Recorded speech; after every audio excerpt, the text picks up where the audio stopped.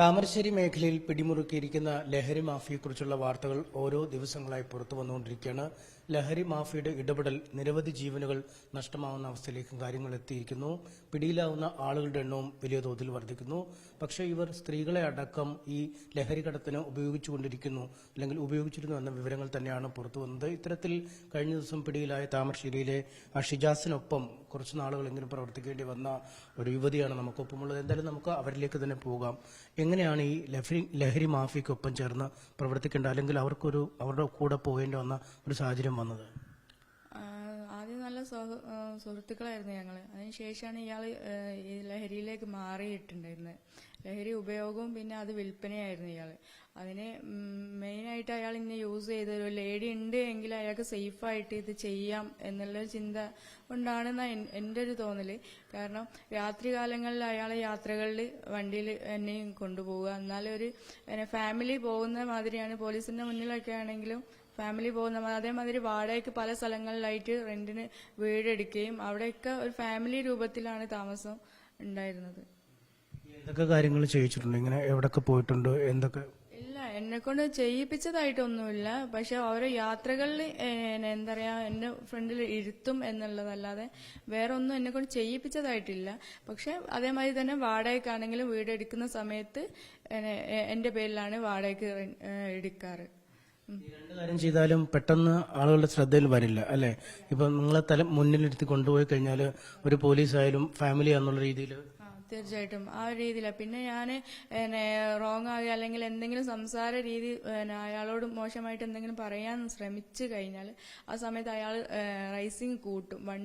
വണ്ടി അത്രയും ഹൈ സ്പീഡിലാണ് അയാൾ പോവുക. ഞാൻ ഡോർ ഓപ്പൺ ചെയ്ത് ഞാനിട്ട് ഞാൻ പറയുന്നൊക്കെ പറയുന്ന സമയത്ത് അയാൾ സ്പീഡിൽ കൂട്ടി ഞാനിട്ടാണ് പല സമയത്ത് വണ്ടിയിൽ തന്നെ എന്നെ കൊല്ലാനുള്ള ആ ഒരു ശ്രമം നടത്തിയിട്ടുണ്ട്. അത് ഈ നാട്ടിലെ ഒരുപാട് ആൾക്കാർക്ക് അത് അറിയുന്ന കാര്യമാണ്. ഇങ്ങാപ്പ് ഒക്കെ എല്ലാവർക്കും അത്യാവശ്യം അറിയാം എന്താണ് ഞാൻ അയാളെ കൂടെ ജീവിക്കുമ്പോൾ എനിക്ക് വരുന്ന അപകടം എന്താണ് എന്നുള്ളതൊക്കെ അത്യാവശ്യം കുറച്ച് ആൾക്കാർക്കൊക്കെ അറിയാം. അതേമാതിരി ഞങ്ങൾ വാടകയ്ക്ക് എടുത്ത ആ വീടുകളിലൊക്കെ ഓണേഴ്സിനെ അറിയാം. കാരണം ആ വീട്ടിൽ ഞാൻ രക്ഷപ്പെടാൻ വേണ്ടി പല മാർഗം ഞാൻ ശ്രമിക്കുമ്പോഴും ഡോറുകളും ബാക്കിയുള്ളതൊക്കെ അയാൾ അതിന്റെ ഡോറിന്റെ ഓരോ ലോക്കും പൊട്ടിക്കുന്നതും ഒക്കെ അയാൾ ചെയ്തത് അതിന്റെ ഓണേഴ്സിന് കറക്റ്റ് അറിയാം. ഞാൻ എന്തെല്ലാം ആ വീടുകളിൽ അനുഭവിച്ചിട്ടുണ്ട് എന്നുള്ളത്. ഈങ്ങാപ്പുഴ ഭാഗം ഒരു ലഹരി മാഫിയയുടെ കേന്ദ്രമായി മാറിയിട്ടുണ്ടല്ലോ, പ്രത്യേകിച്ചും ഈങ്ങാപ്പുഴ, അടിവാരം, താമരശ്ശേരി ഈ മേഖലയിലൊക്കെ കഴിഞ്ഞ കുറച്ച് നാളുകളായിട്ട് തന്നെ ഒരുപാട് സംഭവങ്ങളുണ്ട്. ഇതൊക്കെ നിങ്ങളുടെ ശ്രദ്ധയിൽപ്പെടുന്നില്ലേ? തീർച്ചയായിട്ടും ഇതെല്ലാം ശ്രദ്ധയിൽപ്പെടുന്നുണ്ട്. അതിന്റെ മെയിൻ കണ്ണ് ഇയാളായതുകൊണ്ട് ഇത് പുറത്തേക്ക് കൊണ്ടുവരണം എന്നുള്ളൊരു ഇതുകൊണ്ടാണ് ഇപ്പം ഞാൻ ഇതിനെക്കുറിച്ച് ഇയാളിപ്പോ ഉള്ളിൽ കിടന്നിട്ട് 2 മാസമായി. അതിന് ശേഷമാണ് ഞാനിത് പുറത്തേക്ക് കൊണ്ടുവരാൻ വേണ്ടി ശ്രമിച്ചത്. കാരണം അയാൾ ഇനി തിരിച്ചു വരാൻ സാധ്യത ഉണ്ട്. കാരണം 90 ദിവസം കഴിഞ്ഞാൽ അയാൾ ജാമ്യം വരും എന്നാണ് അയാൾ പറഞ്ഞുകൊണ്ടിരിക്കുന്നത്. അപ്പൊ ആ സാഹചര്യത്തിൽ അയാൾ തിരിച്ചു വന്നു കഴിഞ്ഞാൽ നമ്മളെ നാട്ടിൽ ഇത് അതിരൂക്ഷമായിട്ട് അയാൾ ഇനിയും ഇത് തുടങ്ങും എന്നുള്ളത് ഉറപ്പാണ് എനിക്ക്. കാരണം അയാളാണ് മെയിൻ കണ്ണി ഇതിനകത്തുള്ളത്. അപ്പോൾ അതിനകത്ത് ചെറിയ കുട്ടികളെയൊക്കെ വെച്ചിട്ട് ഈ കരിയറാക്കി കഴിഞ്ഞിട്ട് ഇയാൾ ഇനിയും തുടങ്ങും. ഇപ്പൊ എങ്ങനെ ഉള്ളിൽ കിടന്നോ അതിനെക്കാട്ടും കൂടുതൽ നല്ല ശക്തിയോടെ ആയിരിക്കും അയാൾ ചെയ്യുക എന്നുള്ളൊരു വിശ്വാസം ഉള്ളതുകൊണ്ടാണ് ഞാനിപ്പം വീണ്ടും ഇതൊക്കെ തുറന്നു പറയാൻ കാരണം. ഏതൊക്കെ ഭാഗങ്ങളിലാണ് ഇവിടെ പ്രധാനമായിട്ട് ഈ വിൽപ്പന കേന്ദ്രീകരിച്ചിരിക്കുന്നത്? നിങ്ങൾക്ക് പോകുമ്പോൾ മനസ്സിലാവുമല്ലോ.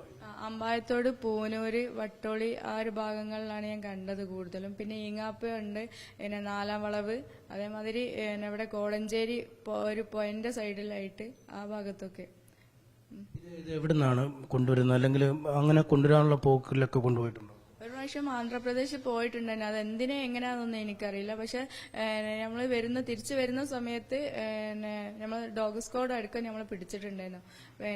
ഇവിടെ ലക്കിടി വെച്ചിട്ട് അന്ന് സാധനമൊന്നും കിട്ടിയിട്ടില്ല. നോർമൽ രീതിയിൽ എന്റെ മുന്നിൽ നോർമലായിട്ടാണ് അയാൾ കാണിച്ചത്. ആ നോർമൽ രീതിയിൽ ഞാൻ പോലീസിനോട് ഞാൻ പറയും എന്നെ ചെക്ക് ചെയ്തോളാം, ഓലെ ഡ്യൂട്ടി ഓല് ചെയ്തോട്ടെ എന്നുള്ള രീതിയിൽ. ഞാൻ നോർമൽ ആയതുകൊണ്ട് എനിക്കറിയില്ല ഇവര് എന്തോ കൊണ്ടുവന്നിട്ടുണ്ടോ എന്താണെന്ന് എനിക്കറിയാത്തതുകൊണ്ട് ആ രീതിയിൽ ഞാൻ ആളോട് ഓക്കെ ആയി നിന്നിട്ടുണ്ടായിരുന്നു. പക്ഷെ അന്ന് സാധനങ്ങളൊന്നും കിട്ടിയിട്ടൊന്നുമില്ല അവന്റെ അടുത്തുനിന്ന്.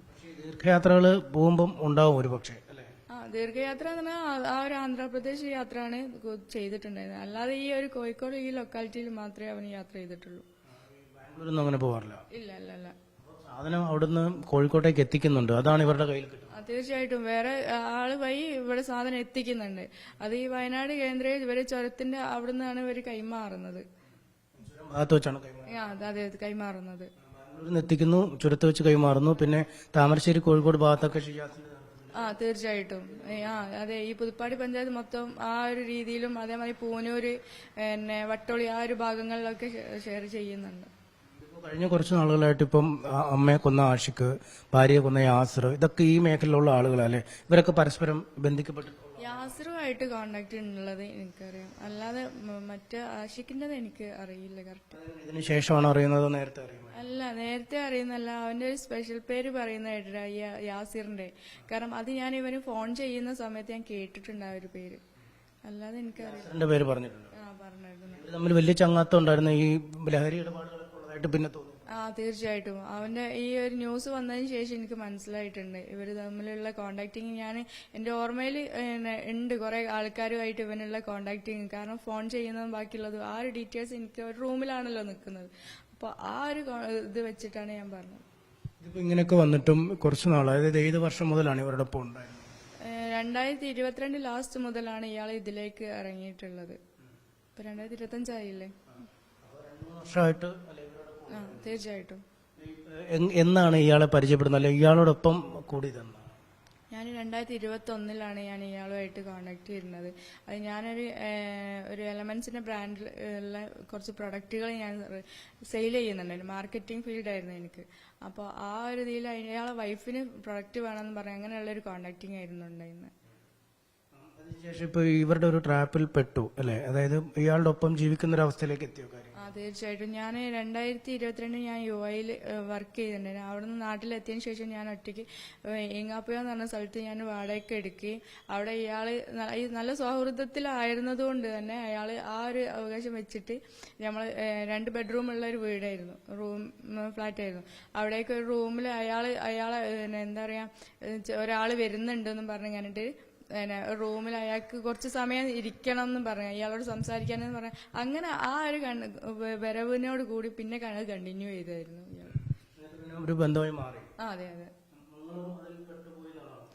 പെട്ടുപോയി എന്നല്ല, നമ്മളെ പെടുത്തിയതെന്ന് പറയാം. കാരണം പെട്ടുപോയി എന്ന് പറയുമ്പോൾ നമുക്ക് അറിയാതെ ഒരു ഇതാണല്ലോ. നമ്മള് ഇതാണെന്നോ അല്ലെങ്കിൽ ഇവർ ഇതിന്റെ കരിയർ ആണെന്നോ ഒന്നും അറിയില്ല. നല്ലൊരു സൗഹൃദത്തിലായിരുന്നു ഇയാൾ, നല്ല ഒരു സ്വഭാവമായിരുന്നു നമ്മളോട് ആദ്യം കാണിച്ചിരുന്നത്. ഇതിനകത്തേക്ക് പെടുത്താനോ അല്ലെങ്കിൽ ഈ ഒരു സംഭവം ഇയാൾ ചെയ്യുന്നുണ്ടെന്നോ നമ്മളോട് അറിയിക്കുന്നില്ല. നല്ലൊരു മാന്യനായിട്ടാണ് ഇയാൾ നമ്മളെ മുന്നിൽ കാണിച്ചു തന്നത്. പിന്നെയാണ് ഇയാൾ ഇതിനകത്തേക്ക് ഉണ്ടെന്നും ഇയാളെ കയ്യിൽ ഈ സാധനം യൂസ് ചെയ്യുന്നുണ്ട്, ഇത് യൂസ് ചെയ്യുന്ന ഒരു ഉപകരണമൊക്കെ കണ്ടതാണ്.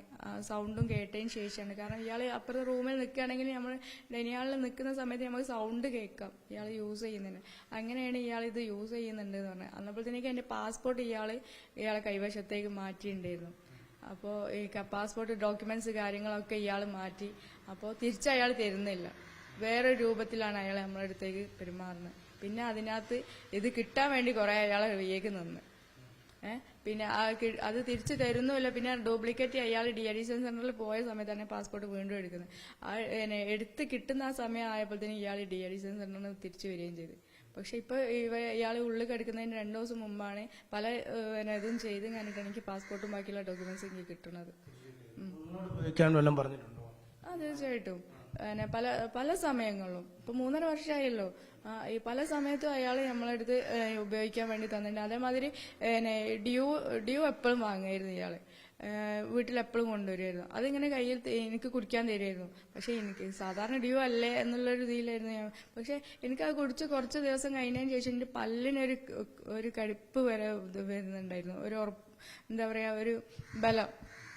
അതിനുശേഷമാണ് ഇപ്പൊ ന്യൂസ് ബാക്കിയുള്ളതൊക്കെ വന്നതിന് ശേഷമാണ് എനിക്ക് മനസ്സിലായി ഞാൻ യൂസ് ചെയ്തിട്ടുണ്ടാവും, എന്റെ ബോഡിയിലും അത് ഉണ്ടാവാം. കാരണം ഉറക്ക് അധികം ഉണ്ടാവില്ലായിരുന്നു, അധിക സമയം ഉറങ്ങാൻ എനിക്ക് കഴിയാറില്ല. കാരണം ഫുൾ ടൈം നമ്മൾ ഉണർന്നിരിക്കുന്ന ഒരു സിറ്റുവേഷൻ. അയാൾ കൂടെ യാത്രയിലൊക്കെ ഉണർന്നിരിക്കുകയാണല്ലോ. അപ്പൊ നമുക്ക് തരുന്ന ആ ഡ്യൂവിൽ നമുക്ക് ചിലപ്പോൾ അയാൾ യൂസ് ചെയ്താക്കിയിട്ടുണ്ടാവാം. കാരണം സാധാ കുടിക്കുന്ന ഡ്യൂ ഞാൻ അതിന് മുമ്പും കുടിച്ചിട്ടുണ്ട്, പക്ഷെ ആ ഒരു വ്യത്യാസം ഉണ്ടായിരുന്നു. പിന്നെ ഞാൻ ആ ഡ്യൂ കുടിക്കാണ്ടായി. കാരണം ഞാൻ എന്തൊക്കെയോ ഒരു ഡൗട്ട് തോന്നിയിട്ടുണ്ടായിരുന്നു. പിന്നെ അയാൾ ഇതേമാതിരി തന്നെ പല കാരണങ്ങൾ കൊണ്ട് ഇയാൾ യൂസ് ചെയ്യുന്ന ആ ഒരു ഉപകരണം എൻ്റെ അടുത്ത് വെച്ച് ഞാൻ എന്നോട് പറയും, ഞാനൊരു ഫോട്ടോ എടുക്കട്ടെ, എന്ന് പറഞ്ഞിട്ട് അങ്ങനെ 2-3 പ്രാവശ്യം അയാൾ അത് ചെയ്തിട്ടുണ്ട്. നിങ്ങളുടെ അത് ഉപയോഗിക്കുന്ന പോലെ വെച്ച് ഫോട്ടോ എടുപ്പിച്ചിട്ടുണ്ട്. തീർച്ചയായിട്ടും അത് ഇപ്പൊ 1-1.5 വർഷം മുമ്പാണ് അത് ചെയ്തിട്ടുള്ളത്. നേരിട്ട് ഉപയോഗിച്ച് അങ്ങനെ അല്ല അത് അതിനെതിരായതുകൊണ്ടാണ് എന്റെ ശരീരത്തെ മൊത്തം അയാൾ മുറിവേൽപ്പിച്ചത്. കുപ്പി പൊട്ടിച്ചിട്ടൊക്കെ മുറിവേൽപ്പിച്ചിട്ടുണ്ട്. അത് യൂസ് ചെയ്യാത്ത സമയത്തും അയാൾ പറയുന്ന സമയത്ത് ചിലപ്പോൾ ഇതിനകത്ത് കരിയറായിട്ട് ഞാൻ ഓക്കെ ആയിട്ട് നിൽക്കുന്നില്ല. അയാൾക്ക് അറിയാം അയാൾ എങ്ങനെ ഒറ്റിക്കൊടുക്കുക. അപ്പൊ എന്റെ ശരീരത്തിൽ ഇത് ഉണ്ട് എങ്കിൽ ഇയാൾക്കൊരു തെളിവാണല്ലോ, അത് വിചാരിച്ചിട്ടായിരിക്കാം. അല്ലെങ്കിൽ പുറത്തേക്ക് പോകുന്ന സമയത്ത് ഇയാൾ ഈ സാധനം എന്റെ കയ്യിലേക്ക് തരാൻ ശ്രമിക്കുന്നുണ്ട്. എന്നെ പിടിക്കില്ല എന്നുള്ളൊരു അഹങ്കാരമായിരുന്നു അയാൾക്ക് ഉണ്ടായിരുന്നത്. കാരണം അയാൾ ക്വാണ്ടിറ്റി 5 ഗ്രാമിൽ കുറവായിരുന്നു അയാളെ കയ്യിൽ എപ്പോഴും കൈവശം ഉണ്ടാവുക. അതുകൊണ്ട് അത് പിടിച്ചു കഴിഞ്ഞാലും ഇത്രന്നേ ഉള്ളൂ. അയാൾ ഡീഅഡിക്ഷൻ സെന്ററിൽ പോയി വന്നതിന് ശേഷമാണ് അയാൾക്ക് കുറച്ചുകൂടി കോൺഫിഡന്റ് കൂടിയത്. അയാൾ പറഞ്ഞത് ഞാൻ മെന്റൽ ആണ് എനിക്ക്, അതുകൊണ്ട് പിന്നെ ഞാൻ ഇതിന് അഡിക്റ്റഡ് ആണ്. അത് ഞാൻ ഡീഅഡിക്ഷൻ സെന്ററിൽ പോയത് കൊണ്ട് എനിക്ക് ആ ഒരു കാരണം കൊണ്ട് എനിക്ക് ഇത് കിട്ടും. പോലീസ് പിടിച്ചാലും എനിക്ക് പറയാം ഇത് ഞാൻ യൂസ് ചെയ്യാം, ഇതിന് അഡിക്റ്റഡ് ആണ് എന്നുള്ളത് പറയാം. ഇതുകൊണ്ട് ഞാൻ ഡീഅഡിക്ഷൻ സെന്ററിൽ പോയിട്ടുള്ള പേപ്പർ എൻ്റെ അടുത്തുണ്ട്. എനിക്കൊരു മഞ്ഞ കാർഡ് ഉണ്ട്, എനിക്ക് ഭ്രാന്തിനുള്ള സർട്ടിഫിക്കറ്റ് ഉണ്ട്. അതുകൊണ്ട് എനിക്ക് പ്രശ്നമല്ല എന്നായിരുന്നു അയാളെ അഹങ്കാരം. പിടിക്കാൻ ഏൽപ്പിച്ചതും ചെറിയ ക്വാണ്ടിറ്റി ആയിരുന്നു. തീർച്ചയായിട്ടും പിടിക്കപ്പെട്ടിട്ടില്ല ഒരിക്കൽ പോലും. എന്റെ അടുത്ത് തന്നിട്ടുണ്ടെങ്കിലും അത് നിരസിച്ചതിനാണ് അയാൾ എന്നെ മുഖത്ത് അടിക്കുകയും അയാളെ മോതിരം കൊണ്ട് ഇതായതിനു ശേഷമാണ് എന്റെ പല്ല് വരെ പൊട്ടിപ്പോയത്. നിങ്ങൾ എന്തെങ്കിലും പരിശോധന വല്ലതും നടത്തിയിട്ടുണ്ടോ? രക്തപരിശോധന വല്ല ഈ ശരീരത്തിൽ? ഇല്ല, പരിശോധന ഒന്നും നടത്തിയിട്ടൊന്നുമില്ല. കുറച്ച് നാളായോ ഇത് ഈ അയാൾ തന്ന് കുടിക്കാതൊക്കെ ആയിട്ട്? തീർച്ചയായിട്ടും 1 വർഷമൊക്കെ ആയി. അതിൽ മാറ്റമുണ്ട് ശരീരത്തിലും ജീവിതത്തിലും? തീർച്ചയായിട്ടും അവസ്ഥയല്ല. അല്ല തീർച്ചയായിട്ടും അല്ല. തീരെ ഉറക്കമുണ്ടായിരുന്നില്ല? ഇല്ല, ഉറക്കമൊന്നും ഉണ്ടായിരുന്നില്ല. അതേമാതിരി ഒരു പല്ലിനൊരു ഒരു വല്ലാത്തൊരു ഇതായിരുന്നു ഉണ്ടായിരുന്നത്. ഇത് എന്താണ് ഇത് ഇത്രയും ഒക്കെ വന്നിട്ടും ആരോടും പറയുകയോ അല്ലെങ്കിൽ മറ്റു നടപടികളൊന്നും ചെയ്യാൻ? പറയാൻ ഞാൻ പല ശ്രമങ്ങൾ നടത്തിയിട്ടുണ്ടെങ്കിലും ഞാൻ പറയുന്ന സമയത്ത് ആരെങ്കിലും ഇനിയിപ്പോ ഞാൻ അവിടുന്ന് പുറത്തിറങ്ങിയ എനിക്ക് ഏതെങ്കിലും സാഹചര്യത്തിൽ എനിക്ക് പുറത്തിറങ്ങാൻ പറ്റിയാൽ ആ സാഹചര്യത്തിൽ പറഞ്ഞു കഴിഞ്ഞാൽ അവരുടെ ലൈഫാണ് തീരുന്നത്. അങ്ങനെ ഇപ്പൊ ഈങ്ങാപ്പുഴയില് ഒരു പേരൊന്നും ഞാൻ പറയുന്നില്ല, ഒരു ബ്രോക്കറാണ്, അയാളെ ലൈഫ് തീർന്ന്. കാരണം ഇവൻ അറിഞ്ഞ് ഇയാൾ എന്നെ രക്ഷിക്കാൻ നോക്കുന്നുണ്ട്, ഇയാൾ അല്ലെങ്കിൽ എനിക്ക് എന്തെങ്കിലും ഹെൽപ്പ് ഇയാളെ കൊണ്ട് ഭാഗത്തുനിന്ന് കിട്ടും എന്നുള്ളത് അറിഞ്ഞതുകൊണ്ട് അയാളെ ലൈഫ് ഇവന് തീർത്തിട്ടുണ്ട്. അതേമാതിരി കോണഞ്ചേരി ഒരാളുണ്ട്, അയാളിന്ന് വിദേശത്താണുള്ളത്. അയാൾ എനിക്ക് വാടകയ്ക്ക് വീടെടുക്കാൻ വേണ്ടി കുറച്ച് പൈസയൊക്കെ തന്ന് ഞാൻ സഹായിച്ചിട്ടുണ്ടായിരുന്നു. അയാളെ ലൈഫ് ഇപ്പൊ തീർന്നിട്ടുണ്ട് ഏകദേശം. ആ ഒരു അവസ്ഥയിലേക്കാണ് ഇവൻ എത്തിക്കുക. അപ്പൊ ഞാൻ കാരണം മറ്റുള്ളവരുടെ ലൈഫും കൂടിയാണ് ഇതാകുന്നത്. കാരണം ഞാൻ രക്ഷപ്പെടാൻ വേണ്ടിയിട്ട് ഞാൻ അഭയം തേടുന്ന സ്ഥലങ്ങളിലൊക്കെ അവർക്ക് എന്തെങ്കിലും ദോഷങ്ങൾ സംഭവിക്കുകയാണ് ചെയ്യുന്നത്. അതെ, ആ ഒരു രീതി ഉണ്ടാക്കിയിട്ടുണ്ട്. അല്ലാതെ അവരെ വൈഫിനെ വിളിച്ചിട്ടൊക്കെ മോശമായ രീതിയിലൊക്കെ ആക്കിയിട്ട് അവരെ ജീവിതം തീർന്നു കഴിഞ്ഞിട്ടാണ് ആ ഒരു അവസ്ഥയിലാണ് ഇപ്പൊ ഉള്ളത്. ഒത്തിരി ആക്രമിക്കുമായിരുന്നു ശാരീരിക പീഡനം? തീർച്ചയായിട്ടും എന്നെ അവര് പുറത്തേക്ക് പോവുകയാണെങ്കിലും കെട്ടിട്ടിട്ട് അധിക സമയം അവര് വീട്ടിലുണ്ടാവും. 1 മണിക്കൂറിലധികം അയാൾ പുറത്തേക്ക് പോവില്ല. 24 മണിക്കൂർ എന്ന് പറയുമ്പോൾ വീട്ടിലുണ്ടാവും. അതിലൊരു മണിക്കൂർ ഉണ്ടാവില്ല പുറത്തേക്ക് ഇറങ്ങുകയാണെങ്കിൽ. ആ ഒരു സമയത്തേക്ക് ഞാൻ പുറത്തേക്ക് ഇറങ്ങാതിരിക്കാൻ ബെഡ്റൂമിൽ ക്യാമറ ഉണ്ടാവും. പുറത്തേക്ക് ഇറങ്ങുകയാണെങ്കിൽ കിച്ചന്റെ ഭാഗം ഒരു ഡോഗ് ഉണ്ടാവും, ഫ്രണ്ടിലൊരു ഡോഗ് ഉണ്ടാവും. അപ്പോൾ ഇതൊന്നും കവർ ചെയ്ത് എനിക്ക് പുറത്തേക്ക് എടുക്കാനുള്ള സാഹചര്യമില്ല. ഡൈനിങ് ഹാളിൽ ക്യാമറ ആണ്, പിന്നെ പുറത്ത് ഇറങ്ങിക്കഴിഞ്ഞാൽ ആ ഒരു പുറകു വശത്തും ക്യാമറ ആണ്. തീർച്ചയായിട്ടും അതിന്റെ തെളിവ് എന്റെ അടുത്തുണ്ട്. പിന്നെ എന്റെ ഉമ്മ ആരെയും വന്നാലും അവന് കറക്റ്റ് അറിയാം. ആ ഒരു സെക്കൻഡ് കൊണ്ട് ആ ഒരു ലൊക്കേഷനിൽ തന്നെ ആയിരിക്കും ഉണ്ടാവുക. സെക്കൻഡ് കൊണ്ട് വന്ന് ഞാനിട്ട് അവന് ക്ലിയർ ചെയ്യും. കാരണം ഞാൻ പുറത്തേക്ക് പല സമയത്തും ഇറങ്ങാൻ വേണ്ടി ശ്രമിച്ചെങ്കിലും രാത്രി സമയത്തൊക്കെ ഞാൻ ഒരു പ്രാവശ്യം ക്യാമറ ഓഫാക്കി ആ സെക്കൻഡിൽ അവന് വീട്ടിലെത്തി. ഡൈനിങ് ഹാളിലുള്ള ക്യാമറ ഞാനൊന്ന് ഓഫ് ചെയ്തതേ ഉള്ളൂ. ആ സമയം കൊണ്ട് അവന് വെട്ടി. ശരിക്കും പറഞ്ഞ ഒരു തടവിലിട്ട പോലായിരുന്നു. തീർച്ചയായിട്ടും തടവില് എന്ന് പറഞ്ഞാൽ കേൾക്കുന്നവർക്ക് ആ ഒരു തമാശയായിട്ടോ അല്ലെങ്കിൽ ആ ഒരു കളവായിട്ടോ ഞാൻ ആ വീടോ അല്ല ആ പരിസരമോ കണ്ടാൽ അറിയാം അവിടുന്ന് എങ്ങനെ എനിക്ക് രക്ഷപ്പെടാൻ പറ്റും. ആ വീട്ടിൽ അവന് അല്ലെങ്കിൽ ചാവിട്ട് ഇങ്ങനെ ഒരു ഡോറ് ലോക്ക് ചെയ്ത് പോകും, ഒരു ഡോഗും ഉണ്ടാവും. പിന്നെ അതിനെ കവർ ചെയ്തിട്ട് ഞാൻ എങ്ങനെ ഏത് രീതിയിലാണ് ഞാൻ പുറത്തിറങ്ങുക. അല്ലെങ്കിൽ ഇൻ കേസ് ഓന് എന്റെ ഡ്രസ്സ് പിന്നെ രക്ഷപ്പെടാനുള്ള ശ്രമം എനിക്ക് ഉണ്ട് എന്ന് പറഞ്ഞതിന് ശേഷമാണ് കെട്ടിയിട്ടല്ല തുടങ്ങിയത്. കെട്ടിയിടുകയും ചെയ്യും. എന്റെ ഡ്രസ്സും ഉണ്ടാവില്ല. ഡ്രസ്സും അവന്റെ വണ്ടിന്റെ ഡിക്കിയിലേക്ക് മാറ്റിയിടും. വീട്ടിലുള്ള ഡ്രസ്സ് മാത്രമേ പുറത്തേക്ക് ഇറങ്ങാൻ പറ്റാത്ത അവസ്ഥയിൽ ഡ്രസ്സ് ഉണ്ടാവില്ല. ഭക്ഷണമൊക്കെ തരാറുണ്ടായിരുന്നു? ഇല്ല, 2 ദിവസം 3 ദിവസം കൂടുമ്പോഴാണ് ഭക്ഷണം വരെ തരിക. വിശപ്പ് എന്താന്നുള്ളത് ഞാൻ കറക്റ്റ് അറിഞ്ഞ ഒരാളാണ്. വീട്ടിൽ വേറെ ആരും ഉണ്ടാവില്ല? ഇല്ല, വേറെ ആരും ഇല്ല. ഞാനും അവനും മാത്രമേ ഉണ്ടായിരുന്നു. മക്കളൊക്കെ എന്റെ ഉമ്മ അടുത്ത സാഹചര്യം കൊണ്ട് മക്കളെ ഇങ്ങോട്ട് കൊണ്ടുവന്നു. എന്നല്ല വിടാത്തുള്ളൂ, മക്കളെ ഒക്കെ ആയിരുന്നു. ഈ ഭീഷണി ഉണ്ടായിരുന്നു അയാളുടെ അടുത്തുനിന്ന് പോകുന്ന ശേഷം? ഭീഷണി ഉണ്ടായിരുന്നു തുടർച്ചയായിട്ട്? തീർച്ചയായിട്ടും. ഇപ്പം ജയിലിൽ കിടക്കുന്ന സമയത്തും അവന് ഭീഷണി തന്നെയാണ്. ഞാൻ എല്ലാ കാലവും ഇവിടെ കിടക്കില്ല എന്നാ പറയണത്. തിരിച്ചു വരും. എല്ലാ കാലവും ഞാൻ ഇവിടെ കിടക്കില്ല. പിന്നെ ഞാൻ അഥവാ ഇൻ കേസ് മാരേജ് ചെയ്ത് പോവുകയാണെങ്കിൽ അത് ചെയ്തു തരുന്നത് എന്റെ ഉമ്മയാണ്. അപ്പൊ എന്റെ ഉമ്മനെയും കൊല്ലും, പിന്നെ അതേപോലെ തന്നെ എന്നെ മാരേജ് ചെയ്യുന്ന ആളെയും കൊല്ലും എന്നാ പറഞ്ഞത്. എങ്ങനെ, എന്തുകൊണ്ടാണ് ഇപ്പൊ ഇത്രയധികം ഭീഷണി ഉള്ളപ്പോഴും ഇത് തുറന്നു പറയണം എന്നൊരു തോന്നലിലേക്ക് വന്നത്? എന്തുകൊണ്ട്? ഇപ്പൊ എനിക്ക് എന്തായാലും ഞാൻ മരണം കണ്ടിട്ടാണ് ജീവിക്കുന്നത്. 4 കൊല്ലവും ഈ മരണം കണ്ടിട്ട് തന്നെയാണ് ജീവിച്ചത്. അവിടുന്ന് അതിജീവിച്ച് ഞാൻ ഇവിടെ എത്തിയിട്ടുണ്ട്. പക്ഷെ എനിക്കൊരു ലക്ഷ്യം ഉണ്ടായിരുന്നു, അവന് എങ്ങനെങ്കിലും ഈ ഒരു സത്യം പുറത്തുലോകം അറിയണം എന്നുള്ളത്. അപ്പൊ പുറത്തുലോകം അറിയിച്ചിട്ട് അവനെ കൊല്ലുന്നോട്ടെ, എനിക്ക് പ്രശ്നമില്ല. ഇപ്പൊ 2 മാസം ഇറങ്ങിക്കഴിഞ്ഞാൽ നിങ്ങളെ തേടി വരും എന്നുള്ള കാര്യം? തീർച്ചയായിട്ടും അവൻ വരും. അവനിപ്പോ ഉള്ളിൽ കിടക്കുന്ന സമയത്ത് തന്നെ ഓന് ശ്രമിച്ചാൽ എന്നെ കൊല്ലാനും നിഷ്പ്രയാസം കഴിയും. അത് എനിക്കറിയാം. പറ്റി അറിയാം, തീർച്ചയായിട്ടും അറിയാം.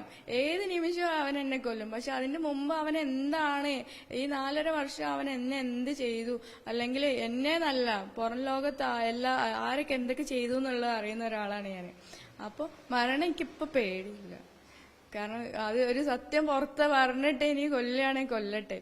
ഒന്നും അറിയാതെ ഞാൻ മരിക്കുന്നതിനെക്കാട്ടും നല്ലതല്ലേ. എന്ത് തന്നെയാണെങ്കിലും അവനിത് ചെയ്യും, അത് ഉറപ്പാ. ഇനിയിപ്പോ പോലീസൊക്കെ തിരക്കുമ്പോൾ ഇക്കാര്യങ്ങളൊക്കെ പറയുമോ? അത് അന്വേഷണമൊക്കെ വരുമ്പോൾ അതിനോട് പൂർണ്ണമായി സഹകരിക്കാനൊക്കെ? തീർച്ചയായിട്ടും. അതിന്റെ എന്താ പറയാ, അവനെന്താണെന്നും അവൻ ചെയ്ത കാര്യങ്ങളാണെങ്കിലും പിന്നെ ഇവിടെ ആരൊക്കെ ഇത് ചെയ്യുന്നുണ്ടെന്നും നമ്മളെ നാടിനെ രക്ഷിക്കാൻ എനിക്ക് എന്റെ ജീവൻ പോകുന്നതിന് മുമ്പ് 1 നിമിഷം മുമ്പാണെങ്കിൽ അത് ചെയ്യാൻ പറ്റുന്ന അത് ചെയ്യാം, അത്രേ ഉള്ളൂ. നിങ്ങൾ വിവാഹിത ആയിരുന്നല്ലോ, കുട്ടികൾ അങ്ങനെ ഒരു ഘട്ടത്തിൽ ആണ് ഇയാളുമായി എടുക്കുന്നത്? വിവാഹോചനം നേടിയ സമയത്താണോ അതോ ഈ ബന്ധം ഉള്ളപ്പോൾ തന്നെയാണോ ഇയാൾ നിങ്ങളോട് എടുക്കുന്നത്? ബന്ധമുള്ള സമയത്താണ് ഞാൻ കോണ്ടാക്ട് വരുന്നതും. നമ്മള് മാർക്കറ്റിംഗ് ഫീൽഡാണ്. എന്റെ ഒരു എന്താ പറയാ, പ്രൊഡക്റ്റ് വാങ്ങുന്ന ഒരു കസ്റ്റമർ മാത്രമായിരുന്നു ഇവരുണ്ടായിരുന്നത്. അവിടെ നിന്നാണ് ആ സമയത്ത് എന്റെ ഹസ്ബൻഡ് കൂടെ ഇല്ല എങ്കിലും വിദേശത്തായിരുന്നു. പിന്നെ ഇവന് ഹസ്ബൻഡ് നാട്ടിൽ വരിക, ആ സമയത്ത് ഇവന് ഹസ്ബൻഡുമായിട്ട് ഞാൻ കോണ്ടാക്ട് ചെയ്ത് നിൽക്കുന്ന ഹസ്ബൻഡിന്റെ കൂടെ പോയ സമയത്താണ് ഇവന് വീണ്ടും വെറുതെ വിളിച്ച് എന്നെ ശല്യപ്പെടുത്തിയതാണ്. അപ്പൊ ഹസ്ബൻഡ് ചോദിച്ചു ആരാണ്. അപ്പോൾ ഞാനിങ്ങനെ സിജാസ് എന്ന് പറഞ്ഞ് എന്റെ ഫോണിൽ കോണ്ടാക്ട് കാണുകയും ചെയ്ത് ഞാനിവിടെ ആൾക്കൊരു രജിസ്ട്രേഷൻ വന്നിട്ടാണ് ഈ ഡൈവേഴ്സിലേക്ക് എത്തുന്നത്. വെറുതെ വേണ്ടാണ് അനാവശ്യമായിട്ട് കോൾ ചെയ്ത് ഞാനിട്ടാണ് ബുദ്ധിമുട്ടുണ്ടായി. ഒരു കോണ്ടാക്ട് കണ്ട ശേഷമാണ്? തീർച്ചയായിട്ടും. കാരണം എന്താ വെച്ചാല് ആ സമയത്ത് ഞാൻ സിജാസുമായിട്ട് വെറുതെ എന്റെ ഒരു കസ്റ്റമർ മാത്രമാണ്, എന്റെ പ്രൊഡക്റ്റ് വാങ്ങുന്ന ഒരു കസ്റ്റമർ മാത്രം. അയാൾക്ക് എന്തെങ്കിലും ലക്ഷ്യം ഉണ്ടായിരിക്കാം സിജാസിന്. കുടുംബത്തിനും ഭർത്താവിനൊപ്പം പോയാല് അങ്ങനൊരു ഭീഷണിയും ഉണ്ടായിരുന്നു. ഞാൻ ആ ഡൈവേഴ്സിന്റെ ആ സമയത്ത് തന്നെ ഒരുപാട് ഇയാള് ഡൈവേഴ്സ് ആവാൻ വേണ്ടിയിട്ട് കുറെ ശ്രമിച്ചിട്ടുണ്ട്. അതിനുശേഷം ഞാൻ വീണ്ടും എന്റെ ഹസ്ബൻഡിനെ കോണ്ടാക്ട് ചെയ്യാൻ വേണ്ടി പല ശ്രമങ്ങളും ഞാൻ നടത്തിയിട്ടുണ്ടായിരുന്നു. ആ സമയത്തൊക്കെ അവരോട് ഇവന് കോണ്ടാക്ട് ചെയ്തിട്ട് ഞാൻ മോശമാണെന്നും ഞാൻ വേറെ രീതി ഇവനുമായിട്ട് എല്ലാ ബന്ധങ്ങളും ഉണ്ട് എന്നും വെറുതെ പ്രചരിപ്പിച്ചിട്ടുണ്ടായിരുന്നു. അങ്ങനെയാണ് ഹസ്ബൻഡിന് എന്നോടുള്ള ആ ഒരു ഇത് മാറി ഡൈവേഴ്സ് ഓക്കെ കുഴപ്പമില്ല എന്നുള്ളത്. ഞാൻ കോണ്ടാക്ട് ചെയ്യുകയാണെങ്കിൽ എന്റെ ഒരു മോള് എപ്പോഴും ഹസ്ബൻഡിന്റെ വീട്ടിലുള്ളത്. അതിനെ കാണാൻ വരെയുള്ള സാഹചര്യം ഇവനാണ് നഷ്ടപ്പെടുത്തിയത്. കാരണം ഞാനുമായിട്ട് അവർ വലിയ കുഴപ്പമൊന്നും ഇല്ലായിരുന്നു. ഡൈവേഴ്സ് ചെയ്തിട്ടുണ്ടെങ്കിൽ കാരണമില്ലാത്തൊരു കാര്യത്തിനാണ് ഹസ്ബൻഡ് ഡൈവേഴ്സ് ചെയ്തിട്ടുണ്ടായിരുന്നത്. അപ്പോൾ പക്ഷെ അതിനുശേഷം ഞങ്ങൾ കോണ്ടാക്ട് ചെയ്യാൻ ശ്രമിച്ചെങ്കിലും അതെല്ലാം നഷ്ടപ്പെടുത്തിയത് ഇവനാണ്. ജീവിതം ഏതാണ്ട് നഷ്ടപ്പെടുത്തി. ആ ലൈഫും നഷ്ടപ്പെടുത്തി. പിന്നെ എന്റെ ഉമ്മയായിട്ടുള്ള കോണ്ടാക്ടിങ്, പിന്നെ പുറമെ ഞാൻ ഉണ്ടാക്കിയെടുത്ത എന്റെ ഫ്രണ്ട്സുകളാണെങ്കിലും അത് എല്ലാം എല്ലാ രീതിയിലും ഇവന് ഒറ്റപ്പെടുത്തി കളഞ്ഞു. 0 എന്നുള്ള സിറ്റുവേഷനിലേക്ക് എന്നെ മാറ്റി കഴിഞ്ഞു. അതേമാതിരി എനിക്ക് ഉണ്ടായിരുന്ന ജോലി പോക്കി. കാരണം അപ്പോഴാണല്ലോ ഇവന് പൂർണ്ണമായിട്ട് അടിമപ്പെടുക. അങ്ങനെ എല്ലാം എന്റെ ഡോക്യുമെന്റ്സും കാര്യങ്ങളും എല്ലാം ഇല്ലാതാക്കി ഞാൻ വെറും ഒരു 0, ഒരു പാവക്കുട്ടി. ആ രീതിയിലേക്ക് എന്നെ മാറ്റിക്കളഞ്ഞു അവന്. ആദ്യത്തെ ഒരു ഘട്ടം കഴിഞ്ഞപ്പോൾ നിങ്ങളുടെ ഒപ്പം പോകേണ്ട അവസ്ഥയിലേക്ക് എത്തി. ആ തീർച്ചയായിട്ടും. ഒന്നുമില്ലാതെ ഞാൻ എങ്ങോട്ട് പോകും? ഒന്നുമില്ല എനിക്ക്. തിരിഞ്ഞു നോക്കുമ്പോ എനിക്ക് എന്റെ പിറകിൽ ഒന്നുമില്ല, ശൂന്യമാ. ആ രീതിയിലേക്കൊക്കെ ലഹരി മാഫി ഇതുപോലെ നിങ്ങളെ പോലുള്ള മറ്റു പലരെയും സ്ത്രീകളൊക്കെ ഉപയോഗിക്കുന്നുണ്ട്. ആ ഉണ്ട്, പല സ്ത്രീകളും എന്റെ കീഴിലുണ്ട്, അതെനിക്കറിയാം. പേരൊന്നും എനിക്ക് പറയാൻ പറ്റില്ല. ഈ അടിവാരം സ്വദേശത്ത് തന്നെയുള്ള പല സ്ത്രീകളും ഉണ്ട്, നെറ്റ്വർക്കിലുണ്ട്. ആ തീർച്ചയായിട്ടും ഉണ്ട്. കുട്ടികളെയും സ്ത്രീകളെയൊക്കെ ആയിട്ട് പോകുമ്പോൾ പെട്ടെന്ന് ആളുകൾ ധരിക്കും ഇത് കുടുംബമാണ്, പരിശോധിക്കേണ്ടതെന്ന്. അതെ, ഫാമിലി എന്നുള്ള രീതിയിലാണ് ഇവന് എന്താ പറയാ, ആ രീതിക്ക് വേണ്ടിയിട്ടാണ് ഇവന് പെണ്ണുങ്ങളെ യൂസ് ചെയ്യുന്നത്. എന്തായാലും ഇനിയിപ്പോ രണ്ടും കൽപ്പിച്ച് മുന്നോട്ട് പോകാൻ തന്നെയാണ്. തീർച്ചയായിട്ടും മരിക്കുകയാണെ മരിക്കുക, ജീവിക്കുകയാണെ ജീവിക്കുക. പക്ഷെ അത് സത്യം പറഞ്ഞിട്ടാവട്ടെ. 2.5 വർഷം ഞാൻ അനുഭവിച്ചത് എന്ത് എന്നുള്ളത് എനിക്കറിയാം. ഇനി ഒരു സ്ത്രീയോ അല്ലെങ്കിൽ ഒരു എന്താ പറയുക പാരന്റ്സോ ഇതുപോലെ അനുഭവിക്കരുത്. കുട്ടികളൊക്കെ വല്ലാത്ത രീതിയിൽ ഇപ്പോൾ ഉപയോഗിച്ചു തുടങ്ങി അല്ലെ, ഒരു മരണം വരെ ഉണ്ടായി, പലരും ഉപയോഗിക്കുന്നത് കാണുന്നു. തീർച്ചയായിട്ടും ഇത് ചെറിയ കുട്ടികളാണ് അവന്റെ കരിയറിൽ കൂടുതലും ഉള്ളത്. അപ്പൊ പലരും ഇത് എന്താ പറയാ, ഞാൻ പലരെ ഇവന്റെ കൂടെ ഒരു ചെറിയ ചെക്കൻ ഉണ്ടായിരുന്നു, അവനോട് ഇവന് വീട്ടിലില്ലാത്ത സമയത്ത് ഇവനെ അന്വേഷിക്കാൻ വന്ന. അപ്പൊ ഇവനോട് ഞാൻ ചെയ്യുന്ന ഒരു മാർക്കറ്റ് ഫീൽഡ് ഉണ്ട്, ഇവർക്ക് പണമാണ് ആവശ്യമെങ്കിൽ ഇതൊരു ലഹരിയാക്കി മാറ്റട്ടെ എന്നുള്ള രീതിയിൽ ഇവനോട് ഞാൻ സംസാരിക്കാൻ നോക്കിയിട്ടുണ്ട്. പക്ഷെ ഇവർക്കൊന്നും മൈൻഡിൽ ഇതൊന്നും കയറില്ല. കാരണം ഇവർക്കൊരു എന്താ പറയാ വേറൊരു ലോകത്താണ് ഇവർ ഇതൊക്കെ യൂസ് ചെയ്തിട്ട് വേറെ എന്തോ ഒരു അവസ്ഥയിലാണ് പോകുന്നത്. അപ്പോൾ ഇവർക്ക് പണമാണ് എങ്കിൽ ഞാൻ ചെയ്യുന്ന വർക്കിലൂടെ ഇവർക്ക് പണം ഉണ്ടാക്കിക്കൂടെ? അല്ലെങ്കിൽ ഞാൻ ചെയ്യുന്ന ഒരു ആയുർവേദമാണ്, അത് ഇംഗ്ലീഷ് മരുന്നിനെ ഇല്ലാതാക്കാൻ വേണ്ടിയിട്ട് നമ്മൾ ആയുർവേദത്തിലൂടെ ബോഡി ഓക്കെ ആയി കിട്ടും, നല്ലതുമാണ് ചെയ്യുന്നത്, എന്നാൽ പണവും ഉണ്ടാവും. ആ രീതിയിലേക്ക് ആക്കി മാറ്റാൻ വേണ്ടി ഞാൻ ഇവനോടും തന്നെ പറഞ്ഞിട്ടുണ്ട്, നിങ്ങൾ പണമാണ് ആവശ്യമെങ്കിൽ ഞാൻ ഉണ്ടാക്കി തരാം, നിങ്ങൾ ഒന്നും അറിയണ്ട, ഇവിടെ നിന്നോ, ഞാൻ റെഡിയാക്കി തരാന്ന് പറഞ്ഞിട്ട് അത് അവനും അറിയാം ഞാൻ ജോലിക്ക് ഇറങ്ങി കഴിഞ്ഞാൽ ക്ലിയർ ആവും. പക്ഷെ അതൊന്നും കുട്ടികൾ വേറെ താമരശ്ശേരി ഭാഗത്ത് തന്നെ കുട്ടികളുണ്ട്. ഉണ്ട് തീർച്ചയായിട്ടും. താമരശ്ശേരി അതേമാതിരി പുതുപ്പാടി, അടിവാരം ഈ ഒരു ഭാഗത്ത് ഇഷ്ടംപോലെ ഉണ്ട്. എന്തായാലും കൃത്യമായ വിവരങ്ങളാണ് നൽകുന്നത്. ഈ കുട്ടികളെയും കുടുംബത്തെയും പ്രത്യേകിച്ച് സ്ത്രീകളെയും ഒക്കെ ഉപയോഗിച്ച് ലഹരി മാഫിയ, ലഹരി കടത്തുന്ന ഒരുപാട് വിവരങ്ങൾ നേരത്തെ തന്നെ പുറത്തു വന്നിരുന്നു. എന്തായാലും ഏറ്റവും കൂടുതൽ ലഹരി ഉപയോഗിക്കുന്ന ഒരു കേന്ദ്രമായി മാറിയിരിക്കുന്ന താമരശ്ശേരിയിൽ തന്നെ ഇതിനുള്ള കൃത്യമായ തെളിവുകളുണ്ട്. ഇനി അന്വേഷണം ഊർജിതമാക്കുകയാണ്, അന്വേഷണത്തോട് പൂർണ്ണമായും സഹകരിക്കാൻ തയ്യാറാണ് എന്നുമാണ് ഇവർ പറയുന്നത്. ജീവൻ വലിയ ഭീഷണിയുണ്ട്, പക്ഷേ ജീവൻ നഷ്ടമാകുന്നെങ്കിൽ പോലും ഈ ലഹരി മാഫിയോട് ഒത്തുപോകാൻ ഇനി കഴിയില്ല എന്ന് തന്നെയാണ് ഇവർ വ്യക്തമാക്കുന്നത്.